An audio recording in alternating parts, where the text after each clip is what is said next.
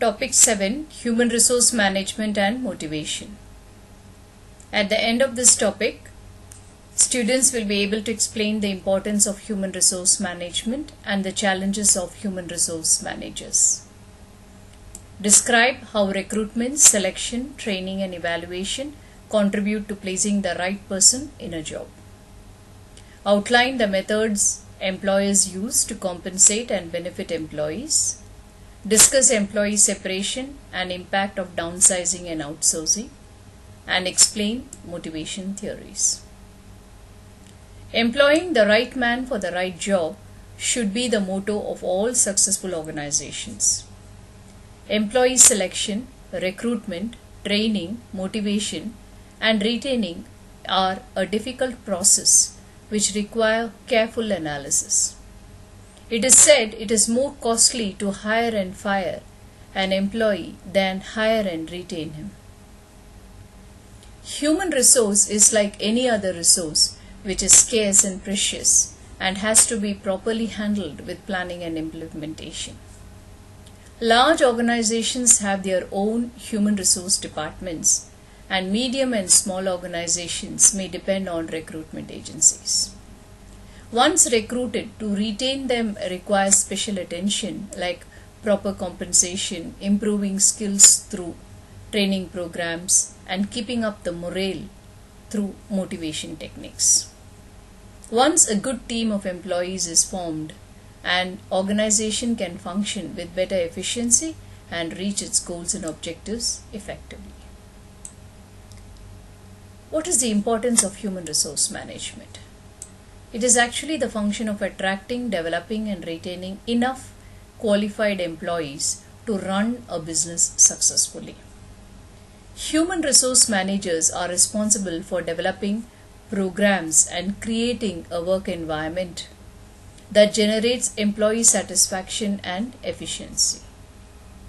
They plan the number of employees and the skills needed, adjust the workforce to meet challenges, plan how to attract and keep good employees, the right combination of pay, benefits, and working conditions are to be decided, and create and market the environment to attract the correct employees.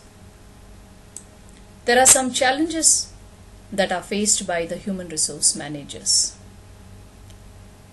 Human resource managers help establish systems to promote fair employment practices. Drug testing remains controversial. Recruitment and selection is expensive, although a bad hiring decision is even more expensive. Employment tests are used to reduce hiring mistakes.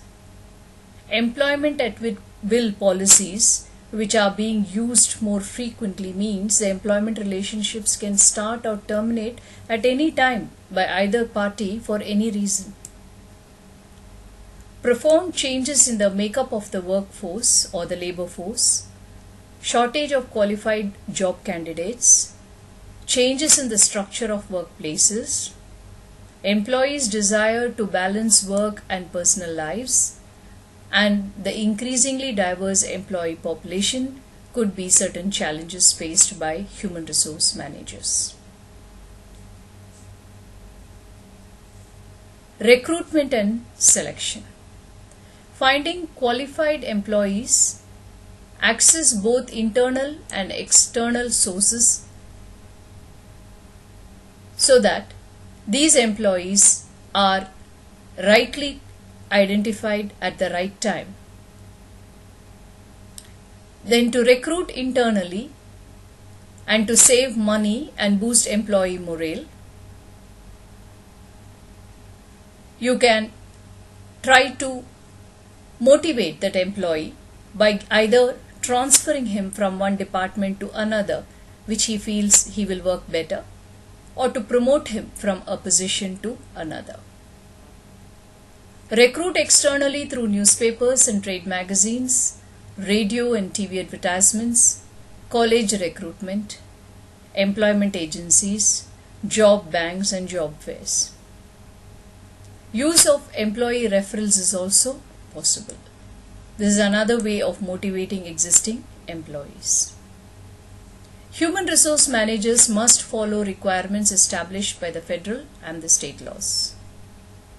Title 7 of the Civil Rights Act of 1964 prohibits employers from discriminating against applicants based on their race, religion, color, gender, or national origin. The Americans and Disabilities Act of 1990 prohibits discrimination against disabled applicants. The Civil Rights Act created the Equal Employment Opportunities Commission, that is the EEOC, to investigate discrimination complaints and assist employers in establishing affirmative action programs to increase job opportunities for those in protected groups. Fines, penalties, bad publicity, and poor employee morale are all potential consequences of failing to comply with law. Increases in discrimination lawsuits have increased the importance of human resource management. Orientation training and evaluation training programs.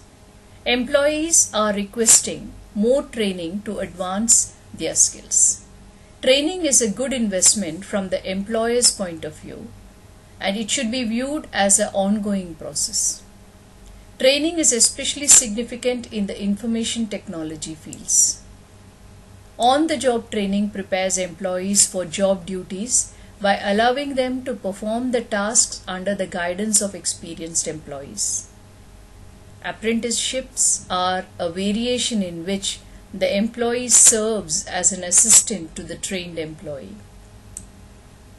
Classroom and computer-based trainings could involve lectures, conferences, and audiovisual aids.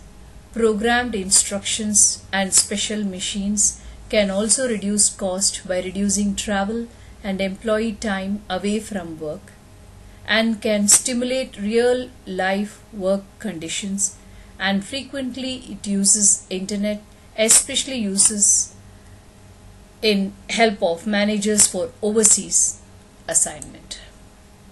Management development programs, they provide training designed to improve the skills and broaden the knowledge of current and potential executives, especially important because traditional methods of securing executives are not as plentiful currently, and often conducted off the company premises and may include the use of counseling. Performance appraisal.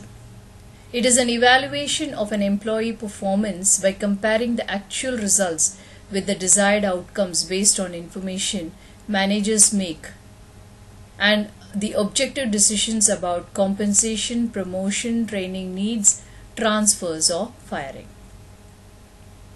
360-degree performance review provide feedback from all people interacting with that employee, including supervisors, colleagues, individuals from other departments, and members from the cross-functional teams like suppliers, customers, and subordinates.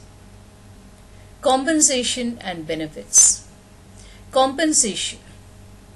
Human resource managers strive to develop equitable compensation system that include wages and salaries plus benefits that will attract and keep competent employees. Wages represent compensation based on hourly pay or rates of amounts of output produced. Salaries represent compensation calculated on a weekly, monthly, or annual basis. 5 factors are typically used in determining compensation policies, which include salaries and wages paid by other companies that compete for the same people, government legislation, including federal, state, and local minimum wage, cost of living, firms' ability to pay the work, and the worker productivity. In an effort to link compensation with methods to motivate workers, several strategies have been developed, including profit sharing.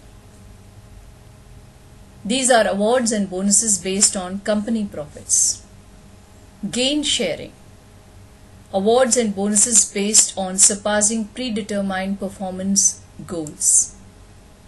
Lump sum bonus. Awards of one-time cash payment based on performance. Pay for knowledge. Distribute wage and salary increases as new tasks are mastered. Employee benefits. Stock options are also used in larger companies by allowing executives to purchase stocks at present prices within certain time periods. Voluntary rewards provide entirely or in part of the company expenses, which include retirement plans, insurance, sick leave, child and elder care, tuition reimbursement, etc. Firms are also required to make social security contributions and payments to employment insurance and workers' compensation programs.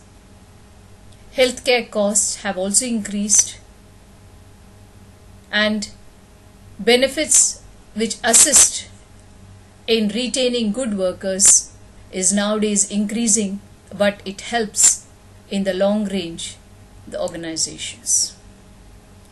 Flexible benefits, also known as cafeteria plans, offer workers a range of options from which they can choose various benefits. Paid time off allows workers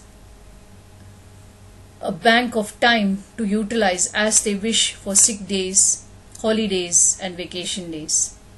Flexible work plan benefit that employees to adjust their working hours and locations to accommodate their personal lives. Flex time, a scheduling system that allows employees to set their own work hours within constraints specified by the firm. Compressed worksheet, a scheduling option that allows employees to work the regular number of working hours or weekly hours in fewer than the typical 5 days. Employee separation and downsizing, and also outsourcing. It can be initiated by either the employer or the employee. Downsizing is the process of reducing the number of employees by eliminating jobs. Utilize various techniques like early retirement, opportunities for internal reassessment, and assisting valued employees in securing positions with other firms.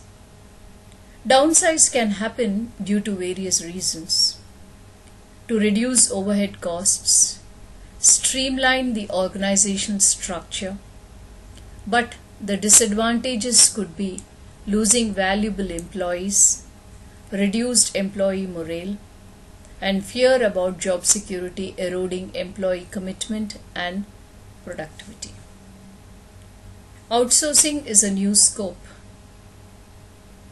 It is contracting with outside firms to handle tasks that were previously completed internally, which allows firms to focus on its core competencies. The motivational theories. The 3 R's have been identified as important aspects of motivating staff and increasing employee morale. The mental attitude employees have towards their employer and jobs.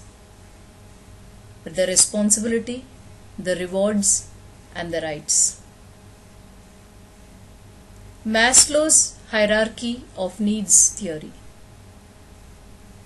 which is based on 3 assumptions: that people are wanting animals, whose needs depend on what they already possess. A satisfied need is not a motivator. Only unsatisfied needs can influence behavior, and human needs are arranged in a hierarchy and must be satisfied in descending order, and the hierarchy of needs contain 5 levels in increasing order.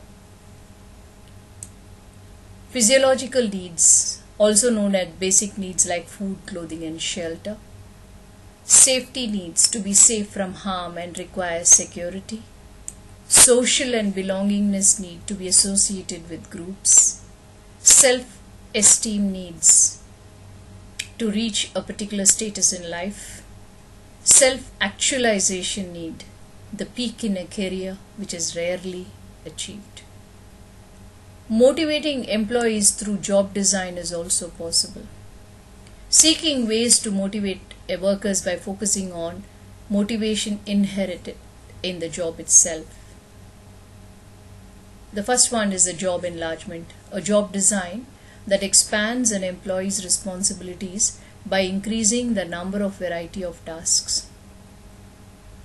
Then comes job enrichment, change in job duties to increase employee authority in planning their work, deciding how it should be done, and learning new skills that help them grow. Motivating employees through managers' attitudes. Douglas McGrath studied motivation in terms of how managers view employees, resulted in his Theory X and Theory Y framework. Theory X assumes that employees dislike work and whenever possible try to avoid it. Thus, these managers must closely monitor their subordinates, use threats or actual disciplinary action, and demand close adherence to policies and procedures. Theory Y assumes that the typical person likes work and learns under proper conditions to accept and seek out responsibilities to fulfill social, esteem, and self-actualization needs. It is emphasized self-control and self-direction among employees, includes employees in decision making, and believes that if workers are not performing and that there must be barriers in the ways which become the shared responsibility of the manager and the worker to remove it. Thus we come to the end of topic 7. We should be now moving on to topic 8, creating and producing world-class goods and services. Thank you.